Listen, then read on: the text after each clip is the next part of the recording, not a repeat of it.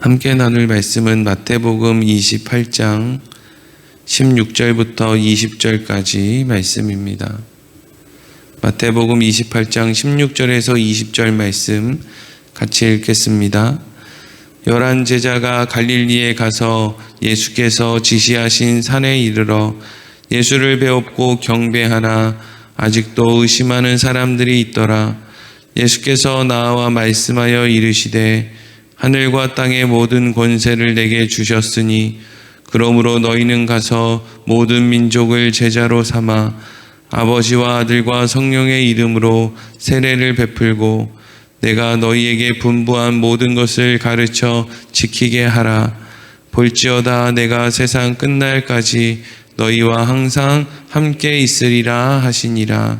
아멘. 오늘은 너희와 항상 함께 있으리라 하는 말씀 함께 나누도록 하겠습니다. 오늘 말씀은 마태복음 이제 가장 마지막 부분에 기록되어 있는 말씀이고, 예수님께서 부활하신 이후에 이제 승천하시면서 제자들에게 당부하시는 그러한 말씀이 기록되어 있습니다. 먼저 오늘 16절과 17절을 다시 한번 읽겠습니다. 시작. 11 제자가 갈릴리에 가서 예수께서 지시하신 산에 이르러 예수를 배웁고 경배하나 아직도 의심하는 사람들이 있더라. 아멘. 이게 16절과 17절 말씀을 보면은요, 이것이 이 땅에 메시아가 오셨는데 그 메시아를 대하는 사람들의 한계를 지금 이야기하고 있습니다. 그 한계가 무엇입니까? 예수님과 공생의 기간 동안에 늘 함께했던 12명의 제자들, 예수님이 행하시는 기적도 보고 말씀도 듣고 죽었던 사람이 살아나는 것도 목격했던 12 제자들이 결국에는 지금 몇 명이 남아 있습니까? 11명만 남아 있다는 거죠. 11명만. 한 명은 어디 갔어요? 예수님을 팔아버리고 배신하고 그렇게 했단 말이죠. 그러면 이 한 명 외에 11명은 다 온전한가? 그게 아니고요. 다 예수님 버리고 떠났는데 그 가운데 한 사람은 아예 그냥 삶을 포기해버리고 나머지 사람들은 그것만큼 못난 짓을 했는데 이 사람들은 결국에는 하나님의 은혜 가운데 그 자리를 지킴으로 지금 여기에 남아 있는 것이죠. 가룟 유다와 베드로에게 무슨 인간적인 모습의 차이가 있겠습니까? 하나님의 은혜가 누구를 붙들고 있느냐를 통해서 그 차이가 나누어지는 것이겠죠. 그리고 17절 말씀을 보면 예수님께서 부활하신 것을 지금 눈앞에 보고 경배하고 있는데 아직도 의심하는 사람들이 있더라 하는 말이 나오고 있어요. 그러니까 이 사람들이 지금 뭘 의심하고 있을까요?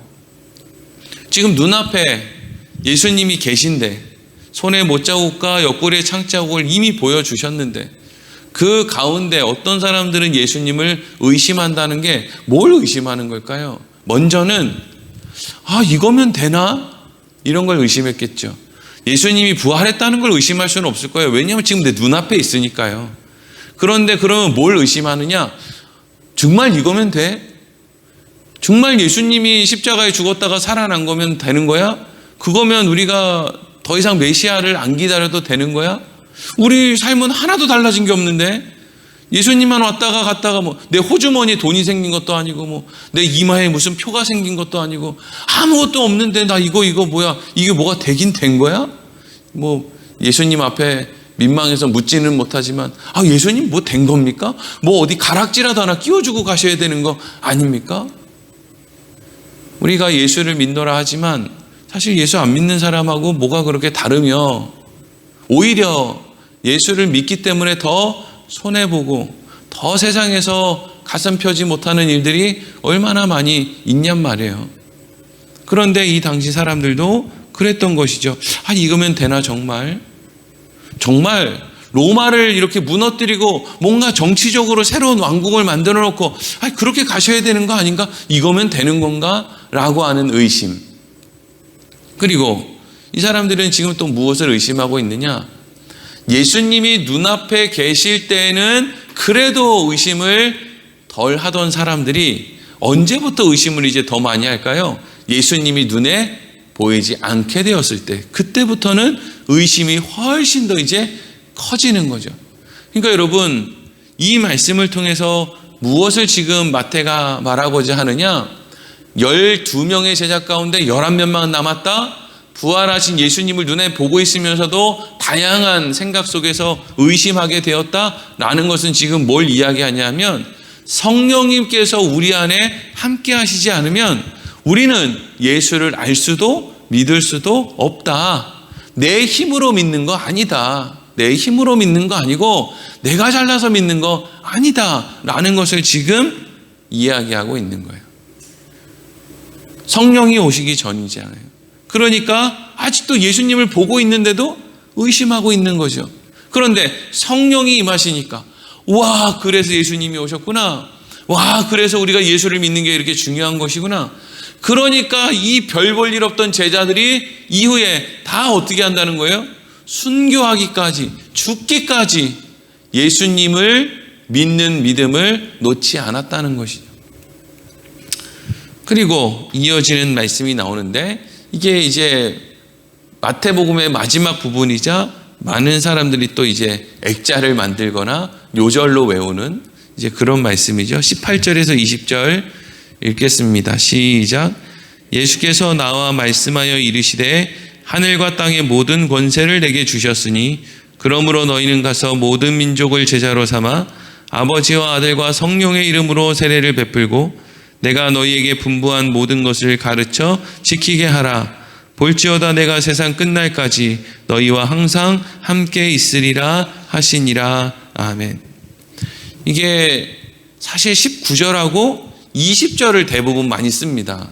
그러므로 너희는 가서 이렇게 이제 시작하는 말로 이제 말씀도 외우기도 하고 이걸 뭐 액자에 넣기도 하고 책갈피로 만들기도 하고 이래가지고 예수님 지상 마지막 명령, 뭐 지상 마지막 사명 막 이런 식으로 이제 표현을 하는데, 사실 이게 예수님의 정말 지상 마지막 명령인가 생각을 해볼 필요가 있죠. 먼저는 18절부터 20절까지 말씀은 19절, 20절만 떼면 안 됩니다. 18절부터 같이 읽어야 됩니다. 그래서 18절은 어떻게 시작해요? 가장 중요한 18, 19, 20절의 말씀 가운데 가장 중요한 말씀이 이렇게 시작된다고요? 18절 중간 부분에 하늘과 땅의 모든 권세를 내게 주셨으니, 이게 이제 시작이에요. 시작. 누가 줬어요 이걸? 하나님이 주셨죠. 하나님이 하늘과 땅의 모든 권세를 예수님에게 주었다. 이게 핵심이고요. 그리고 20절 맨 뒷부분에 보면 어떻게 끝납니까? 내가 세상 끝날까지 너희와 항상 함께 있으리라. 이게 중요한 거예요. 그러니까 18절부터 20절까지가 하나의 문맥으로 되어 있는데 시작이 어떻게 된다고요? 하늘과 땅의 모든 권세를 하나님이 내게 주셨다. 그런데 이 내게 주신 그걸 가지고 내가 너희와 세상 끝나는 그날까지 뭐 한다고 하시는 거예요? 함께 하겠다. 이게 핵심이에요. 여기에 무슨 지상 명령이 있고 무슨 사명이 있고 그렇습니까? 얘들아, 지금 내가 부활하고 승천하는 거 보니까 너희들 겁나지? 너희만 남겨진 것 같지? 걱정하지 마라. 이 세상의 그 어떤 권세보다도 강한 하나님이 나에게 주신 하늘과 땅의 모든 권세를 가진 내가 너희와 항상 함께 하겠다. 이게 여러분 핵심이라니까요. 그러면 이 19절부터 20절 앞부분까지 나오는 마치 명령과 같아 보이는 말은 그러면 도대체 뭘 의미하는가? 자, 요거 먼저 읽을게요. 19절 앞부분에 이렇게 시작해요. 그러므로 너희는 가서 모든 민족을 제자로 삼아. 이렇게 되어 있죠. 그러니까 이 말씀을 가지고 사람들이 대부분 어떻게 오해를 하냐 하면 21세기를 살아가고 있는 시선으로 이 말씀을 해석하는 거예요. 그러니까 야, 배 목사, 너는 저기 가서 모든 민족을 제자로 삼아라. 이렇게 만약에 오늘날 살아가는 사람들의 눈으로 이 말씀을 보면, 아, 선교하라는 건가 보다. 아프리카로 가자, 중국으로 가자, 저기 어디 필리핀으로 가자, 저 나라에 가서 우리가 열심히 선교하자. 물론 선교하는 게 잘못된 거 아니고 선교하는 게 마땅하겠죠. 어떻게 선교한 사람이 없으면 대한민국 땅에 복음이 전해질 수 있었겠습니까? 그런데 지금 이 말은 어느 시대에 쓰여진 거예요? 2000년 전에 예수님 당시에 쓰여진 거잖아요. 예수님 제자들에게 지금 이 말씀을 1차적으로 하신 말씀이란 말이에요. 그러면 예수님이 예수님 제자들에게 1차적으로 하고 싶었던 이야기가 어디 멀리 가서 복음을 전하라는 거겠습니까? 아니면 너희들 유대인들에게만 어떤 생명이, 어떤 하나님의 계획이 있다고 생각하지 말고 너희들 주위에 있는 누구에게도, 이방인에게도, 헬라인에게도, 많은 주위에 있는 사람들, 그동안에는 이방인이라고 쳐다보지 않던 사람들에게도 이제는 편견을 가지지 말고 그들에게도 얼마든지 예수를 전하는, 복음을 전하는 일을 해야 된다. 이게 1차적인 메시지죠. 이 당시 유대인들은, 이방인들은 쳐다도 안 봤으니까요. 근데 그 제자들을 향해서 너희는 가서 모든 민족을 제자로 삼아, 이 말은 누구라도, 동양인이라도, 저기 어디 무슨 야만인이라도 편견을 갖지 말고 너희들 반드시 복음을 전할 수 있는 그 마음을 가져야 한다. 이게 첫 번째 메시지란 말이죠. 이해가 잘 되시죠? 이게 무조건 어디 멀리 가가지고 저기 어디 뭐 해외 선교하라는 이야기가 아니란 말이죠. 그리고 모든 민족을 제자로 삼으라니까 많은 숫자를 또 사람들이 생각하는 거예요. 얼마나 많은 사람들에게 선교를 했느냐. 그래서 교회 벽에다가 우리가 1년 동안 몇 명 전도했는지, 해외 선교를 해서 교회를 몇 개를 지었는지, 이런 걸 자꾸 중요하게 생각하는데 사실 이 말씀에 숫자에 대한 말씀은 없는 거예요. 숫자가 중요한 게 아니라 편견을 가지지 말고. 그리고 그 이후에는 뭐라고 되어 있어요? 모든 민족을 제자로 삼아 아버지와 아들과 성령의 이름으로 세례를 베풀고 라고 되어 있죠. 여기서 아버지와 아들과 성령의 이름으로 세례를 베푼다는 이야기는요, 이 안에 있는 핵심은 뭐냐면 네 힘으로 하는 게 아니라 네가 준다고 생각하지 말고 누가 준다고요? 아버지와 아들과 성령이 지금 이 일을 행하고 있다라는 것을 명심하라는 거죠. 여러분, 사람들이 전도 많이 하는 사람들, 교회 부흥시킨 목사들, 이런 사람들 보면은요, 말을 아무리 겸손하게 해도요, 그 안에 뭐가 담겨 있느냐 하면 내 힘으로 라고 하는 그런 내 힘으로 믿음 지켰지, 내 힘으로 교회 부흥시켰지, 뭐 이런 식의 어떤 생각을 밑에 깔고 있습니다. 그래서 제가 아는 어떤 목사님은 지금 대전에서 아주 그 큰 교회 담임 목사님이셨던 분이고 주위 사람들이 늘 겸손하다고 저런 분이 없다고 하는 분이었는데도 꼭 이제 목사님을 모아놓고 이렇게 많은 사람들 앞에서 얘기할 때 꼭 넌지시 하는 말이 뭐냐면, 여러분 이 정도면 제가 목회 성공한 사람 아닙니까? 라는 식의 말을 꼭 이제 거둔단 말이죠. 근데 사실 그걸 통해서 그럼에도 불구하고 목회를 이렇게 성공했음에도 불구하고 나는 나이를 먹어서도 지치지 않고 앞으로 더 많은 일을 할 겁니다. 뭐 이제 이런 이야기를 하고 싶은 건데 그 안에 뭐가 깔려 있어요? 나 목회 성공했다는 거예요. 뭘로 자기가 목회 성공했다는 걸 증명하는 거예요? 큰 교회 건물, 수만 명 모이는 성도들, 넓은 교회 땅과 재산, 해외 선교하는 선교사들 숫자, 뭐 이런 것들로 이제 이 정도면 성공했다고 할 수 있지 않나 라고 생각을 하는데, 누가 성공한 거예요? 그게 내가 성공한 겁니까? 아니에요. 아버지와 아들과 성령이 아무리 별 볼 일 없는 나 같은 인간을 통해서 하신 거죠. 그러니까 여기에다가 성공이라는 표현을 붙이면 안 되는 거죠. 그냥 순종했습니다. 겸손밖에는 없는 거죠. 그러니까 이 말씀도 하늘과 땅의 모든 권세는 예수님이 갖고 있고 그 예수님이 땅끝까지, 우리 세상 끝날까지 우리와 함께 하실 것이다 라고 하는 전제 안에서 너희는 편견을 가지고 사람을 대하지 말고 또 너희는 너희들 실력으로 뭔가를 한다고 생각을 하지 마라. 이 말씀이 지금 그 안에 담겨 있는 거죠. 그러니까 이게 얼마나 안심이 되나 몰라요. 우리가 우리의 힘으로 한다 그러면 어떻게 하겠습니까? 우리의 힘으로 안 살아봤어요? 우리의 힘으로 뭘 할 수 있습니까? 오늘 내 감정 하나도 추스릴 수 없는 게 우리 실력인데, 이걸 내 힘으로 누구를 전도하고 내 힘으로 뭘 어떻게 하고 이러면 절망이죠, 절망. 근데 누가 하는 거예요? 아버지와 아들과 성령의 이름으로 하는 거예요. 여기서 세례를 베푼다라는 거는요, 세례를 받는다는 게 무슨 의미예요? 나는 이제 하나님의 자녀입니다. 예수님이 나를 십자가를 지불하고 사셨습니다. 예수님은 나의 주인이십니다. 라는 것을 고백하는 의식이 세례란 말이죠. 그러니까 세례의 핵심은 세례를 베푸는 사람에게는 아무런 의미가 없는 거예요.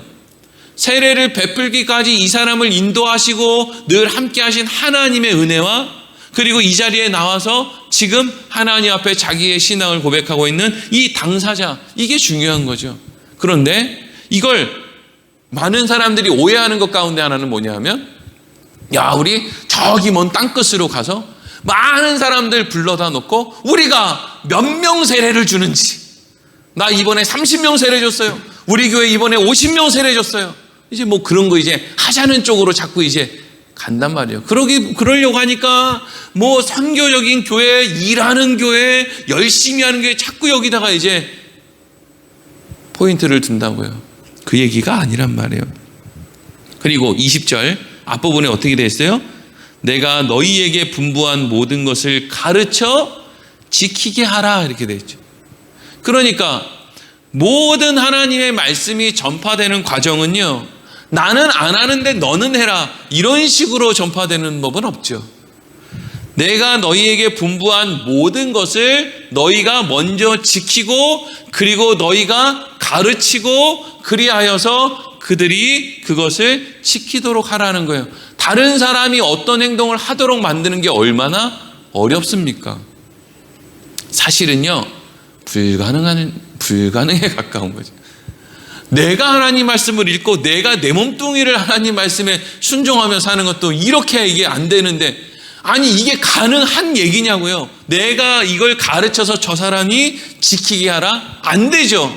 그런데 내가 살기도 어려운 걸 다른 사람한테 어떻게 지키게 하라는 거예요? 이 일이 어떻게 가능한 거예요?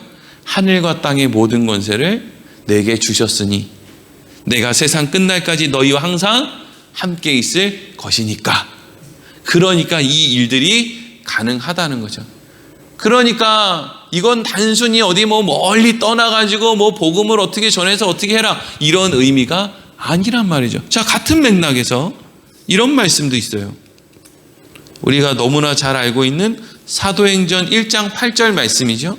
이것도 예수님께서 승천하시기 전에 마지막으로 하신 말씀이죠. 사도행전 1장 8절도 제가 읽어볼게요. 오직 성령이 너희에게 임하시면 너희가 권능을 받고 예루살렘과 온 유대와 사마리아와 땅끝까지 이르러 내 증인이 되리라 하시니라. 아멘. 이 말씀, 사도행전 1장 8절 말씀의 핵심이 뭐예요? 오직 성령이 너희에게 임하시면.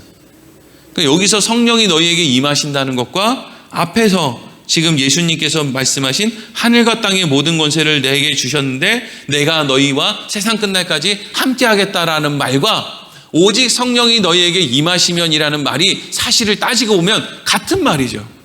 그렇잖아요. 성령이 우리 안에 오시든 예수님이 우리와 땅끝까지 세상 끝날까지 함께 하든 같은 내용이란 말이죠. 그리고 나서 사도행전 1장 8절에 성령이 임하시면 어떤 일이 일어난다고 되어 있어요? 너희가 권능을 받고 예루살렘, 온 유대와 사마리아와 땅끝까지 이르러 내 증인이 되리라, 이렇게 되어 있죠. 이걸 이제 오해하는 사람들은 내 증인이 되어야만 한다, 내 증인이 안 되면 지옥 간다, 이런 식으로 이제 해석을 하는데 이건 그런 말이 아니고요. 성령이 임하게 되면 너희들에게 나타난 현상으로 말미암아 너희가 증인이 될 거야 라는 이야기를 하고 있는 거예요. 이게 무슨 명령이 아니라고요. 이건 예수님의 예언이에요. 예언. 반드시 그렇게 될 거야. 어떻게 반드시 그렇게 될 것을 예수님은 아십니까? 예수님이 함께 할 거니까. 예수님이 내가 그렇게 하도록 만들어낼 거니까. 얼마나 놀랍습니까? 저는 목사가 된 것도 너무 놀랍고, 여기 계신 분들도 아마 그렇게 생각할 거예요. 내가 장로가 될 거라는 것도 참 놀랍고, 내가 지금까지 신앙생활 하면서 도망 안 가고 여기 지키고 있다는 것도 너무 놀랍죠. 근데 그 놀라운 일을 내가 했냔 말이죠. 내가 안 했다는 거예요. 하나님이, 성령님이 나와 함께 하셔서 예수님이 하늘과 땅의 권세를 가지고 나와 함께 계셨기 때문에 내가 지금 이런 모양으로 빚어져 왔다는 것이죠. 이걸 어떻게 내가 명령에 순종해서 이렇게 했다고 할 수 있습니까? 그저 예수님이 나와 함께 하셔서 내가 지금 여기 있는 것이고 예수님은 내가 여기 있을 것을 아시는 거죠. 우리는 여기 있지 않을 수 없는 사람들이에요. 왜 그렇습니까? 예수님이 내 안에서 반드시 그걸 이루시니까. 하늘과 땅의 모든 권세를 가지신 분이 지금 전 세계에 있는 사람들을 상대로 지금 뭘 하시는 게 아니라 내 안에서 지금 나를 바꾸려고 나와 함께 지금 씨름을 하고 계신데 어떻게 우리가 안 바뀝니까? 예수님께서는 너무나 어리석고 연약한 인생들, 예수님 십자가를 경험하고 부활을 눈앞에 두고 있음에도 불구하고 아직도 의심하고 한 명은 어디 달아난 데 없고 나머지도 달아난 사람들과 똑같은 그 한계를 가진 인생들에게 뭐라고 했다고요? 세상 끝날까지 내가 너희와 항상 함께 하겠다. 걱정하지 마라. 그렇다고 해서 항상 함께 하니까 내 맘대로 살아야지 네 맘대로 살아봐라. 게을르게 한번 해봐라. 그 삶이 재미가 있나?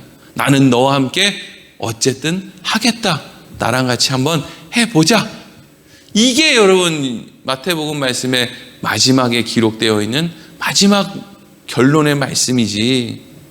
니네들 내가 십자가 이렇게 지고 너희들에게 구원과 생명의 길을 열어놨으니까 니네들이 이제 내 빚 어떻게 갚을래? 니네들 내 빚 갚으려면 저기 멀리 가야 되겠지. 거기 가가지고 돈도 쓰고 생명도 쓰고 다 쓰고 그렇게 해야 되겠지. 그런데 알고 보면 그렇게 받아들여 놓고도 실질적으로 그렇게 사는 사람은 하나도 없지. 그러면 성경은 무슨 말씀이 되는 거예요? 아무런 의미 없는 말씀이 되는 거죠. 근데 성경이 아무런 의미 없는 말씀입니까? 그렇지 않아요. 이건 뭘 갚으라는 말씀이 아니라 십자가와 부활을 통해서 우리에게 하나님의 사랑을 확증하신 예수님께서 우리와 세상 끝날까지 그 사랑의 관계를 이어가시겠다라고 하는 약속이라는 것이죠. 이렇게 오늘 말씀 마치도록 하겠습니다.